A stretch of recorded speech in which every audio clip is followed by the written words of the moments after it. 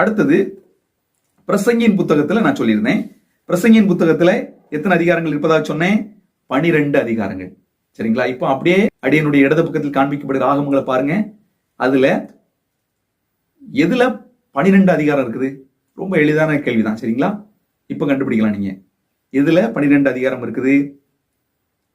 அப்படியே யோசித்து பாருங்க, ஒவ்வொன்றா தேடி பாருங்க.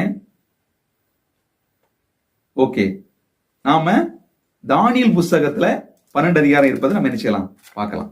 தானியேல் புத்தகம் 12 அதிகாரம். இப்போ பிரசங்கி தானியேல் அப்படிங்கிறத நம்ம என்ன செய்யலாம் கண்டுபிடிச்சிடலாம். சரிங்களா?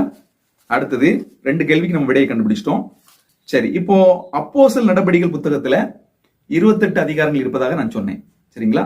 அப்போஸ்தலர் நடபடிகள் புத்தகத்துல 28, 12வது கேள்வி இது. அப்போஸ்தலர் நடபடிகள் புத்தகத்துல 28 அதிகாரம் இருப்பதாக நான் சொன்னேன்.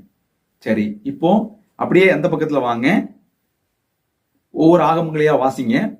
எந்த ஆகமத்துல 28 அதிகாரங்கள் இருக்குது? ரொம்ப எளிதான கேள்வி.